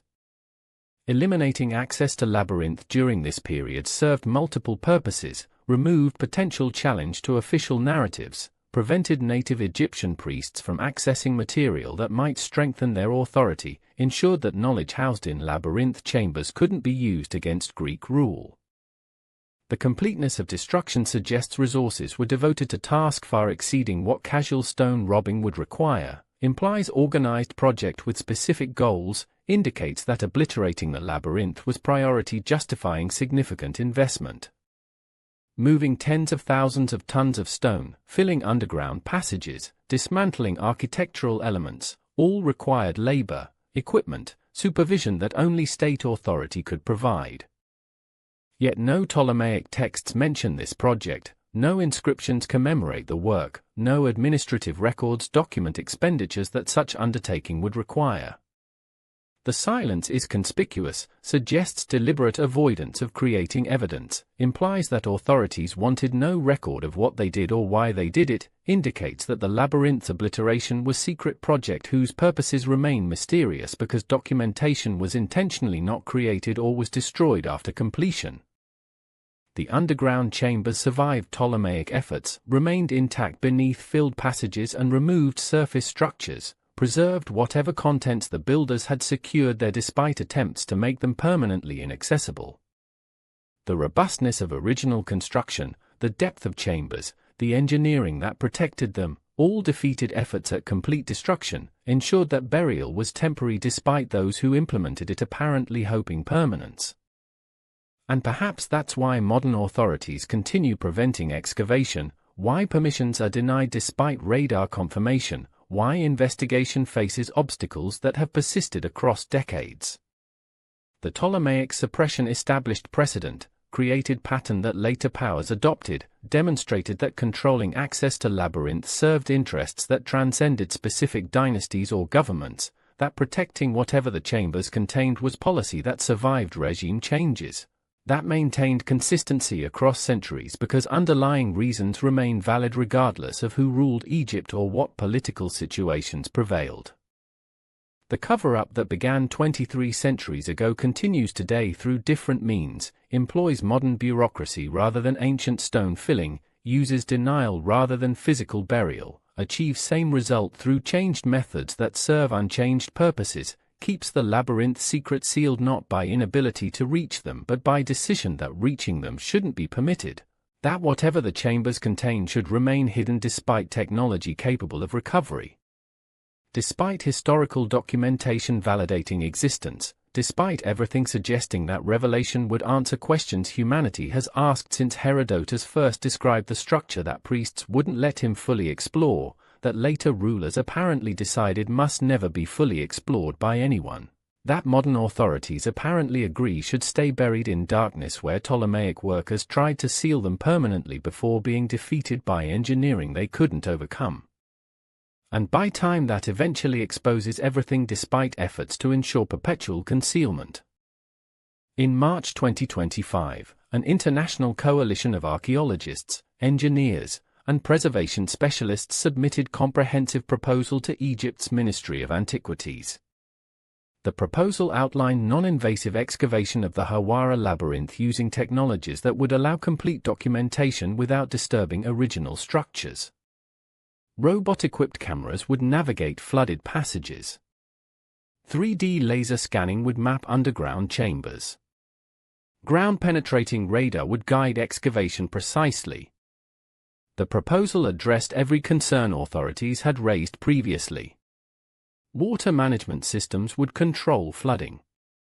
Structural engineers would monitor stability continuously. Documentation would be transparent, published for global scientific community. Egyptian teams would lead all phases. International cooperation would provide funding and expertise while respecting national sovereignty over cultural heritage. The technology proposed was proven, had been successfully employed at other underwater archaeological sites, represented best practices for investigating submerged structures. Remote-operated vehicles could access spaces too dangerous for human divers. High-resolution imaging would capture details invisible to previous surveys. Analysis could occur without removing artifacts or disturbing delicate environments. The proposal estimated 3-year timeline, reasonable cost given scale and significance, promised discoveries that would revolutionize understanding of Middle Kingdom Egypt. The team included respected professionals whose credentials were beyond question. Funding was secured through private foundations and academic institutions. Every technical requirement was met. Yet within weeks of submission, the proposal was rejected. The official explanation cited conservation concerns, referenced high water table threatening site stability, mentioned need for further preliminary studies before major excavation could be authorized. These justifications echoed previous denials, repeated arguments that had blocked investigation for decades, offered nothing new except confirmation that pattern would continue. The rejection frustrated researchers who had invested months developing proposal, disappointed institutions that had committed resources, disappointed public eager to learn what lay beneath Hawara. But more significantly, it demonstrated that technical solutions weren't the obstacle. Advanced technology capable of safe excavation existed. Funding was available. Expert teams were ready. Yet investigation remained prohibited. The rejection prompted questions about real reasons for denial, about why authorities continued preventing excavation despite eliminating technical and financial objections. If conservation was truly the concern, why reject proposals specifically designed to address it? If water damage threatened the site, why not authorize work that could document chambers before deterioration destroyed them? If preliminary studies were needed, why not approve them and allow research to proceed incrementally? Some observers noted timing of rejection coincided with increased international attention to Egypt's underground structures, with renewed interest in Hall of Records beneath Sphinx, with growing public awareness that radar surveys had detected extensive chambers throughout Giza Plateau. The convergent attention might have made authorities more defensive, more protective, more determined to maintain control over narrative about Egypt's ancient sites. Others suggested rejection reflected internal disagreements within Egyptian archaeological establishment, that some officials favored investigation while others opposed it, that bureaucratic politics rather than scientific considerations determined outcomes. The lack of transparency about decision-making process made such speculation inevitable, ensured that denied researchers couldn't address specific objections because they weren't told what those objections actually were.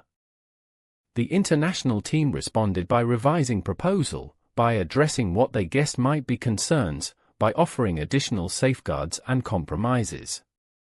They proposed starting with single-test excavation, limited scope that would demonstrate methodology before committing to full investigation.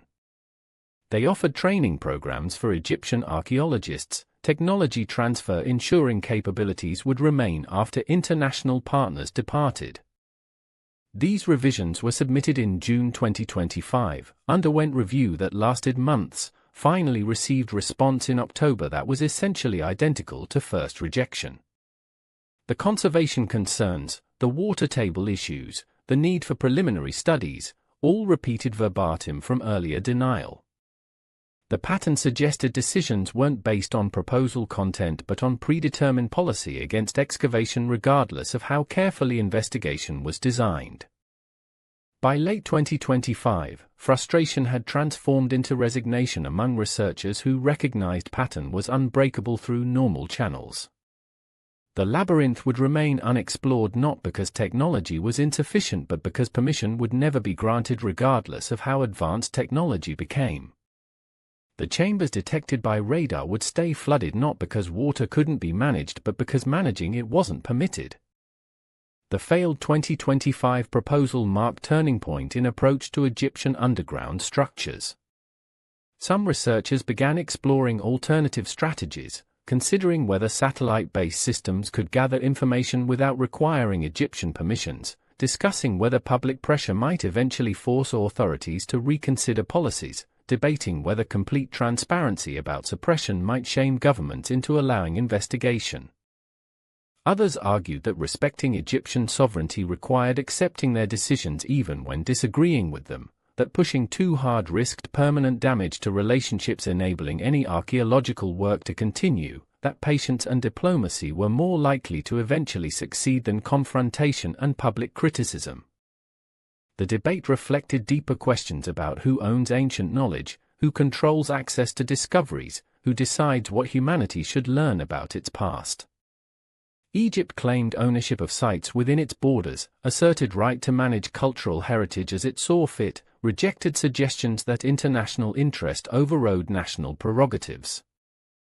But critics noted that Labyrinth belonged to human heritage, not just Egyptian patrimony, that knowledge locked in its chambers concerned history of civilization, not merely one nation, that decisions affecting what humanity knows about its origins shouldn't be made unilaterally by governments whose interests might not align with human knowledge. The stalemate persisted as 2025 ended, with Labyrinth remaining sealed, with proposals remaining denied, with patterns continuing that had frustrated investigators since 2008 when radar first confirmed structure's existence. The underground chambers waited as they had waited for millennia, waited as they might wait indefinitely if political obstacles proved as durable as architectural ones, if bureaucratic barriers succeeded where stone and water had failed, if secrets preserved through ages of physical protection finally disappeared through neglect and deterioration while authorities who could prevent it chose not to because reasons they wouldn't fully explain kept them committed to policies ensuring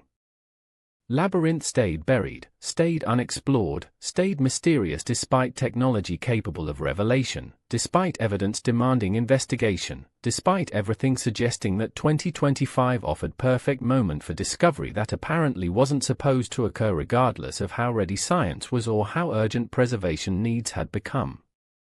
The fundamental question remains unanswered, haunts every researcher who has encountered the suppression, burns through all the bureaucratic explanations, refuses to fade despite decades of official denials. What could possibly justify this level of obstruction? If the labyrinth contains nothing more than standard mortuary equipment, if its chambers house only typical burial goods and religious artwork, if excavation would simply document architecture that fits comfortably within orthodox understanding of Middle Kingdom Egypt, then why has investigation been systematically prevented since 2008 when radar confirmed the structure's existence and location? The answer that emerges from examining the pattern of suppression, from analyzing what authorities have revealed through their actions rather than their words, from considering what the labyrinth represents in context of other underground Egyptian structures, points toward knowledge that threatens far more than archaeological careers or tourist revenue. The labyrinth, like the Hall of Records beneath the Sphinx, like the deep chambers detected beneath the Giza pyramids, appears to contain evidence that would force fundamental revision of human history, that would challenge comfortable assumptions about technological progress, that would demonstrate capabilities existing in antiquity that orthodox chronology insists were impossible. Herodotus called it the most impressive structure he had seen, claimed it surpassed the pyramids in complexity and craftsmanship, described 3,000 rooms whose purposes he could only partially understand because priests wouldn't explain them. That scale, that deliberate mystery, that level of security protecting knowledge from even distinguished foreign visitors, suggests the labyrinth served functions far beyond simple royal burial, housed materials whose importance transcended individual pharaohs or dynasties, preserved information that builders considered so valuable that they created the most elaborate structure in Egypt to protect it. The underground chambers that Herodotus never saw, those 1,500 rooms carved into bedrock where priests stored materials they wouldn't allow him to access, represent the labyrinth's true purpose, the reason it was built on such massive scale, the justification for security measures that included architectural confusion, poisoned air, and barriers that functioned across millennia without requiring active maintenance. What could require such protection? What knowledge demanded such elaborate preservation? What truth justified construction that required resources rivaling those devoted to pyramid building?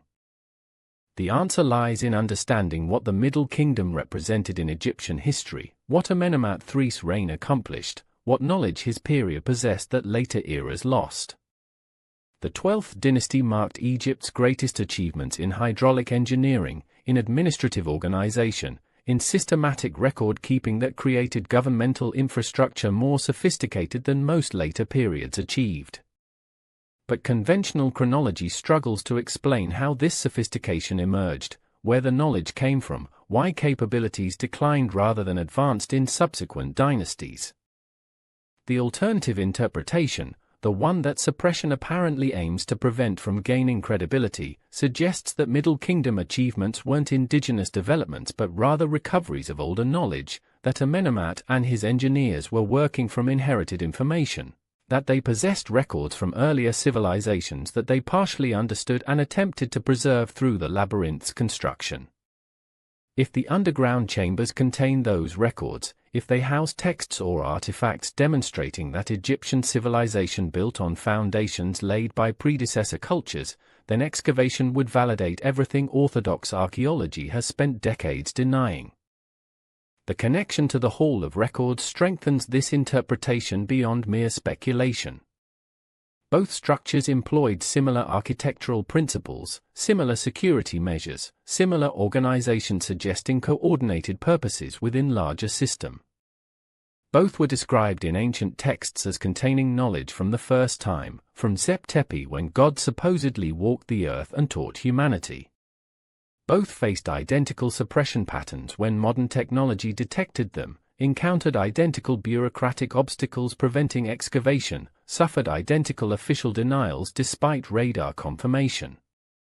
This parallel suppression across different sites, different research teams, different decades, indicates policy rather than coincidence, suggests coordinated effort to prevent certain discoveries, implies that someone knows or strongly suspects what both structures contain and has decided that revelation would be too disruptive to allow.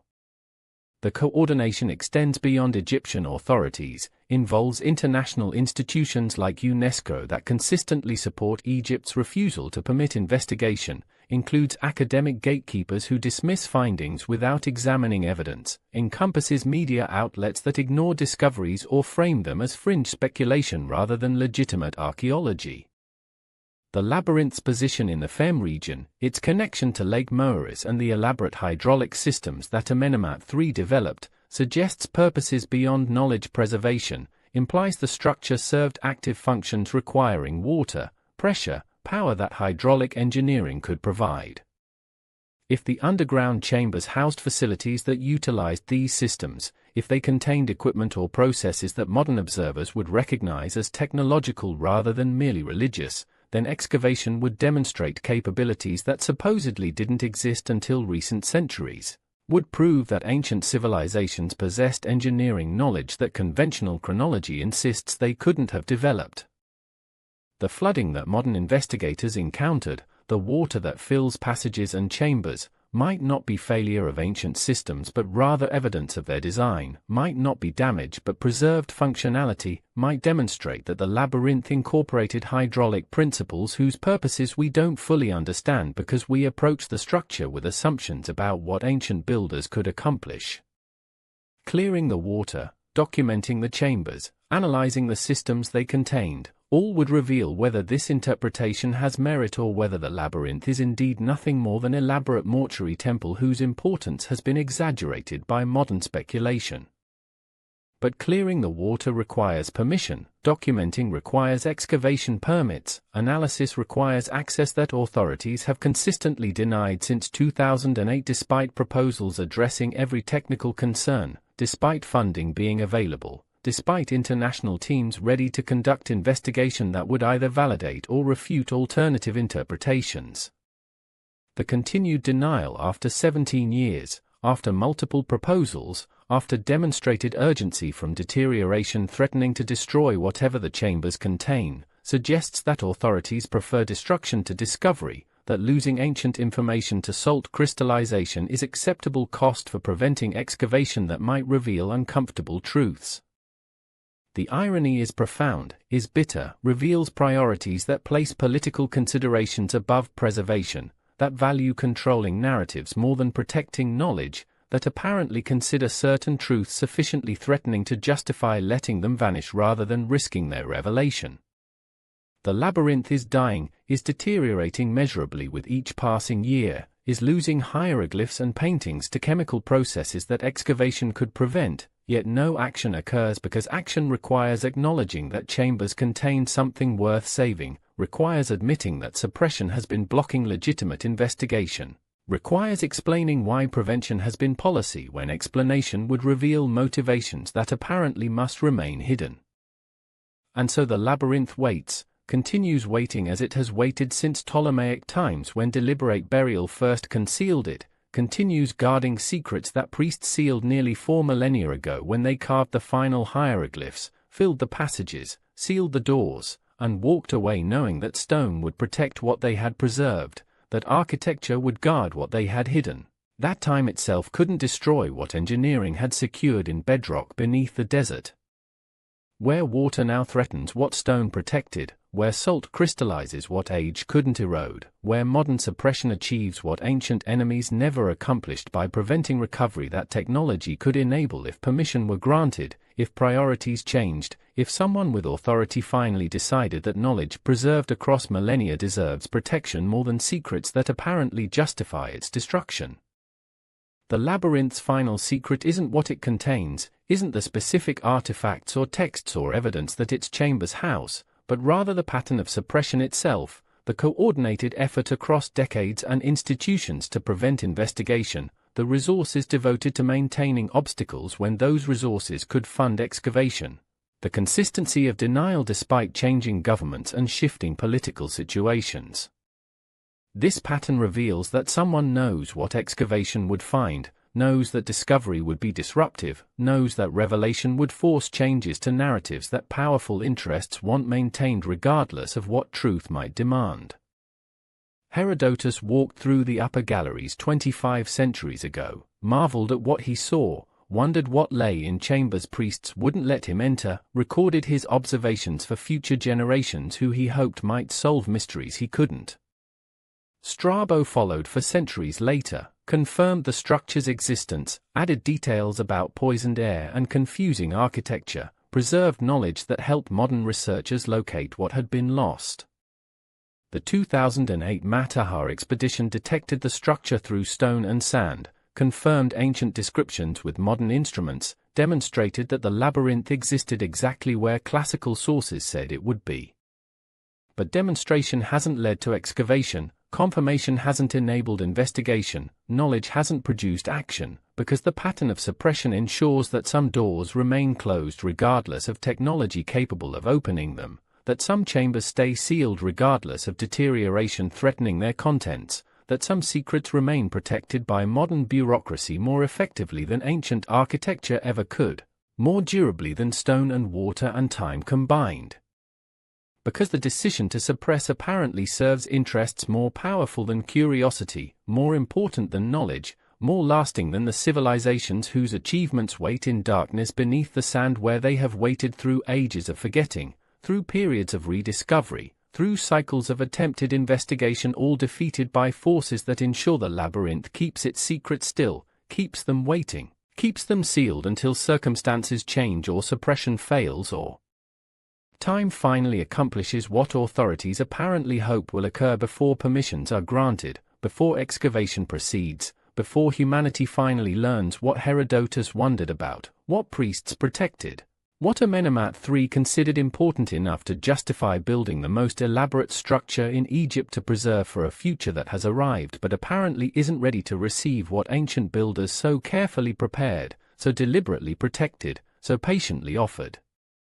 Across millennia to descendants who stand at the threshold but are prevented from crossing it by obstacles that aren't stone or water but decisions, policies, suppressions that persist because apparently what lies beneath Hawara must remain hidden, must stay buried, must never be revealed regardless of how much evidence confirms its existence or how urgently preservation demands action or how many researchers beg permission that never comes because some secrets, it seems, are meant to stay secret, some doors are meant to stay closed, some labyrinths are meant to guard their contents forever, or at least until the pattern finally breaks, until suppression finally fails, until the day when humanity finally proves worthy of knowledge that patient stone has protected longer than most civilizations survive, longer than empires last, longer perhaps than the courage to face truth can be suppressed by those who apparently fear what revelation might demand of comfortable assumptions about who we are, where we came from, and what we might yet discover about ancestors whose achievements we have systematically underestimated because acknowledging them would require admitting how much we don't know about our own past, how much remains hidden beneath sand and stone and the accumulated weight of suppression that has worked for decades but faces challenges in 2025 that might finally, possibly, perhaps force open doors that have remained closed despite everything suggesting it's time, past time, long past time for the labyrinth to finally yield its secrets to light.